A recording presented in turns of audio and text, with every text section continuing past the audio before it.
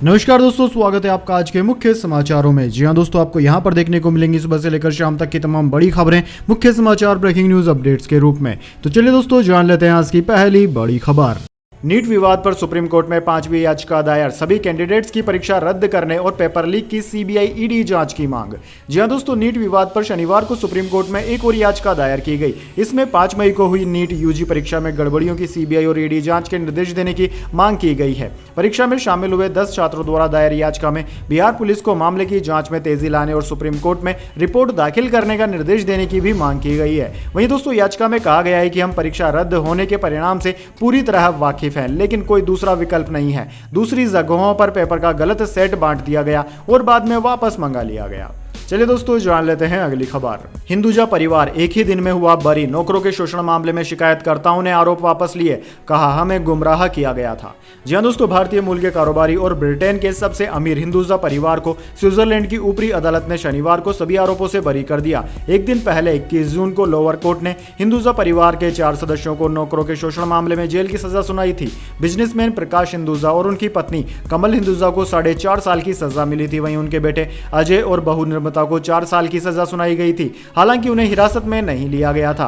वहीं दोस्तों, इसके बाद परिवार ने फैसले को अपर कोर्ट में चुनौती दी थी। अब हिंदुजा परिवार के प्रवक्ता ने बताया कि अपर कोर्ट ने सभी गंभीर आरोप खारिज कर दिए हैं। प्रवक्ता के मुताबिक शिकायतकर्ताओं ने सभी आरोप वापस ले लिए हैं। कोर्ट में गवाही देते हुए उन्होंने कहा कि हमें ऐसे बयानों पर साइन करने के लिए गुमराह किया गया था जिन्हें हम नहीं समझते थे। हमारा ऐसा कोई इरादा नहीं था। चलिए दोस्तों, जान लेते हैं इसके बाद अगली खबर। नीट पेपर लीक मामला, देश भर के 67 अभ्यर्थियों के रिजल्ट पर रोक, खत्म होगा ग्रेस मार्क्स का सिस्टम, सूत्रों का दावा। जी हां दोस्तों, नीट यूजी पेपर लीक के आरोपों के बीच देश भर में कई अभ्यर्थियों के रिजल्ट रोके गए हैं। सूत्रों के हवाले से बताया गया है कि शिक्षा मंत्री धर्मेंद्र प्रधान ने कहा है कि एनटीए की ओर से पूरे देश में 67 स्टूडेंट्स का रिजल्ट रोका गया है। पटना में कुल 70 एग्जाम सेंटर बनाए गए थे, जिसमें से 17 अभ्यर्थियों की परीक्षा में गड़बड़ी पाई गई और उनके रिजल्ट पर रोक लगा दी गई है। सूत्रों के मुताबिक केंद्रीय शिक्षा मंत्री धर्मेंद्र प्रधान ने कहा कि अभ्यर्थियों की जो भी मांगे थी उसे माना गया है। एनटीए पर कार्यवाही की मांग थी, वो हो गई। एनटीए के डीजी बदल दिए गए। छात्रों के मन में आ गया था कि एनटीए की व्यवस्था में गड़बड़ी है, जिसे सरकार ने समझा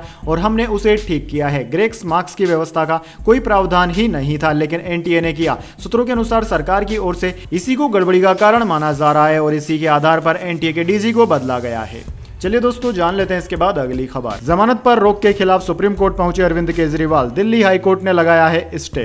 जी हां दोस्तों, दिल्ली सीएम अरविंद केजरीवाल की जमानत से जुड़ी बड़ी खबर सामने आई है। दरअसल दोस्तों, अरविंद केजरीवाल ने सुप्रीम कोर्ट में याचिका लगाई है। वह दिल्ली हाई कोर्ट द्वारा जमानत पर लगाए गए स्टे को लेकर सुप्रीम कोर्ट पहुंचे हैं। केजरीवाल के वकील ने कल सुबह सुनवाई की अपील की है। सीएम केजरीवाल की ओर से दायर याचिका में कहा गया है कि जमानत आदेश पर रोक लगाने के लिए हाईकोर्ट का तरीका कोर्ट द्वारा निर्धारित कानून के स्पष्ट आदेश के विपरीत है और यह उस बुनियादी मौलिक सीमा का उल्लंघन करता है जिस पर हमारे देश में जमानत के कानून निर्धारित हैं। चलिए दोस्तों, जान लेते हैं इसके बाद अगली खबर। पहली बारिश में ही अयोध्या धाम स्टेशन की बाउंड्री ढही, कई मंदिरों और घरों में सीवर का पानी घुसा, जगह जगह सड़कें धंस गई।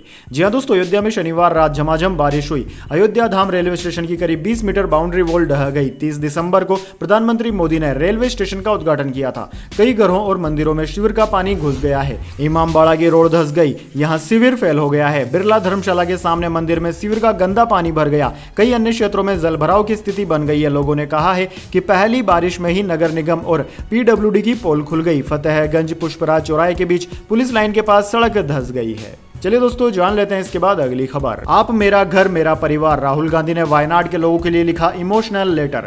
जी हां दोस्तों, कांग्रेस के रायबरेली सांसद राहुल गांधी ने वायनाड के लोगों के लिए इमोशनल नोट लिखा है। असल में दोस्तों, राहुल गांधी ने वायनाड और रायबरेली दोनों ही संसदीय क्षेत्रों से लोकसभा चुनाव जीता है, लेकिन संवैधानिक नियमों के कारण वह अपनी वायनाड सीट छोड़ चुके हैं और रायबरेली से सांसद रहना उन्होंने चुना है। 2019 के लोकसभा चुनाव में वह केरल के वायनाड से ही जीतकर संसद पहुंचे थे। वहीं दोस्तों, राहुल गांधी ने अपने पत्र में लिखा कि वायनाड में प्रिय बहनों और भाइयों, मुझे नहीं पता कि आपने मेरे लिए जो किया है उसके लिए आपको कैसे धन्यवाद दूं। उस प्यार और सुरक्षा के लिए जो आपने मुझे तब दिया जब मुझे इसकी सबसे ज्यादा जरूरत थी। आप मेरे परिवार का हिस्सा हैं और मैं आप में से प्रत्येक के लिए हमेशा मौजूद रहूंगा। आपका बहुत बहुत धन्यवाद। चलिए दोस्तों, जान लेते हैं इसके बाद अगली खबर। पेट्रोल डीजल जीएसटी के दायरे में आए तो 20 रुपए घटेंगे दाम। पेट्रोल डीजल 75 रुपए प्रति लीटर में मिलेंगे। अभी हर लीटर पर 35 रुपए तक कमा रही है सरकारें।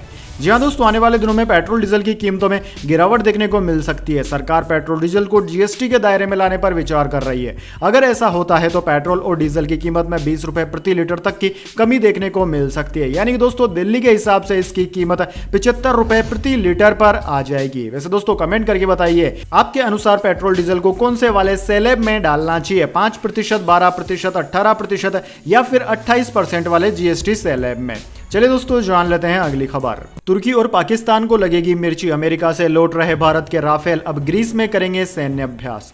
जी हां दोस्तों, अलास्का में अमेरिकी वायुसेना के साथ एक महत्वपूर्ण रेड फ्लैग अभ्यास से लौटते समय भारतीय वायुसेना के 8 राफेल लड़ाकू विमान ग्रीस पहुंच रहे हैं। लंबी यात्रा के दौरान भारतीय वायुसेना ने अपने पड़ाव में रुकने के लिए ग्रीस को चुना है। इस मौके पर भारत और ग्रीस की एयरफोर्स एक साथ साझा सैन्य अभ्यास भी करेगी। ऐसे में सवाल उठता है कि भारत ने अपने राफेल लड़ाकू विमान को ठहराने और सैन्य अभ्यास के लिए ग्रीस को ही क्यों चुना। दरअसल दोस्तों मनी कंट्रोल की रिपोर्ट के मुताबिक भारत के लिए ग्रीस महत्वपूर्ण रणनीतिक तौर पर सहयोगी है। इसके अलावा ग्रीस के पास पहले से ही राफेल लड़ाकू विमान है। ऐसे में भारत भूमध्य सागर की कूटनीति में ग्रीस को भी महत्व देता है। चलिए दोस्तों जान लेते हैं इसके बाद अगली बड़ी खबर। गाजा में फिलिस्तीनियों पर इजराइल का कहर, भीषण हवाई हमले में 101 की मौत, रिफ्यूजी कैंप नेस्तनाबूद। जी हां दोस्तों, इजराइल ने एक बार फिर बेकसूर फिलिस्तीनियों पर कहर ढा दिया है। गाजा के अलग अलग इलाकों में हुए इजराइल के हमले में कम से कम 101 फिलिस्तीनियों की जान चली गई, जबकि 200 से ज्यादा घायल हो गए। इजराइल की सेना ने सबसे खतरनाक या घातक हमला गाजा के सबसे पुराने शरणार्थी शिविर अल शाती पर किया, जिसमें 24 लोग मारे गए जबकि दर्जनों घायल हो गए। इन हमलों में कई रिफ्यूजी कैंप नेस्तनाबूद हो गए हैं। दोस्तों इजरायली सेना ने दूसरा बड़ा हमला अल तुफाहा कैंप पर किया, इसमें 18 फिलिस्तीनी हताहत हुए हैं।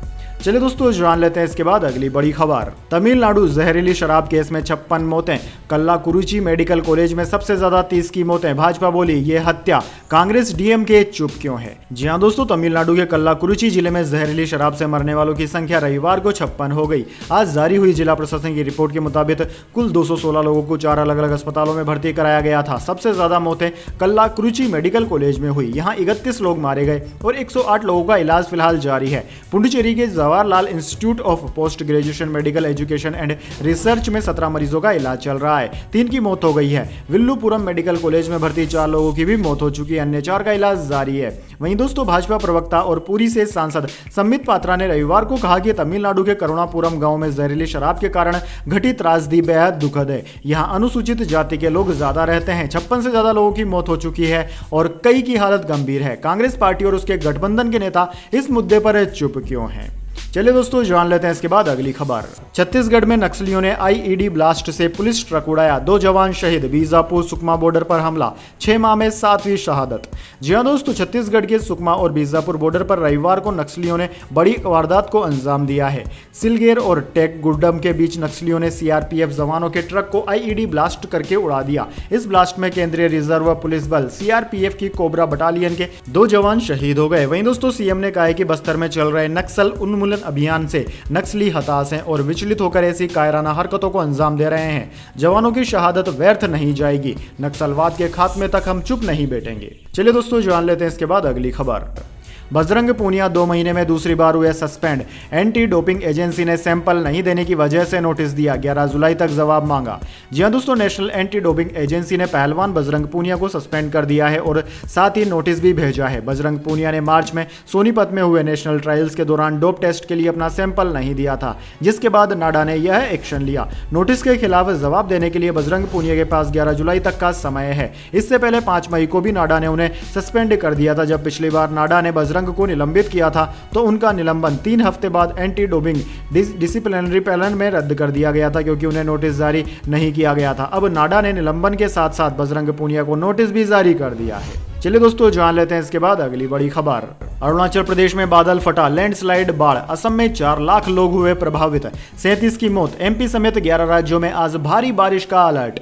जी हां दोस्तों, अरुणाचल प्रदेश की राजधानी ईटानगर में रविवार सुबह 10:30 बजे बादल फटने से बाढ़ जैसे हालात बन गए। अधिकारियों ने बताया कि कई जगह पर लैंडस्लाइड भी हुई है, लोगों को वहां न जाने की सलाह दी गई है। वहीं दोस्तों नेशनल हाईवे 415 पर जल भराव होने से कई वाहन उसमें फंस गए। उधर दोस्तों असम में करीब 1 हफ्ते से बारिश हो रही है। सरकार सरकार के अधिकारियों ने 22 जून को बताया कि बाढ़ से 19 जिलों में करीब 4 लाख लोग प्रभावित हुए। इस साल बाढ़ और लैंडस्लाइड से मरने वालों का आंकड़ा अब 37 हो गया है। बाढ़ प्रभावित लोगों के लिए सरकार ने 100 रिलीफ कैंप लगाए हैं। राहत सामग्री के लिए 125 सेंटर बनाए गए हैं। वहीं दोस्तों दूसरी ओर इंडियन मेट्रोलॉजी डिपार्टमेंट ने आज मध्य प्रदेश समेत 11 राज्यों में भारी बारिश की चेतावनी जारी की है। इनमें मध्य प्रदेश के अलावा गोवा, कर्नाटक, महाराष्ट्र, केरल, तमिलनाडु, नागालैंड, मणिपुर, मिजोरम, त्रिपुरा और पश्चिम बंगाल शामिल हैं।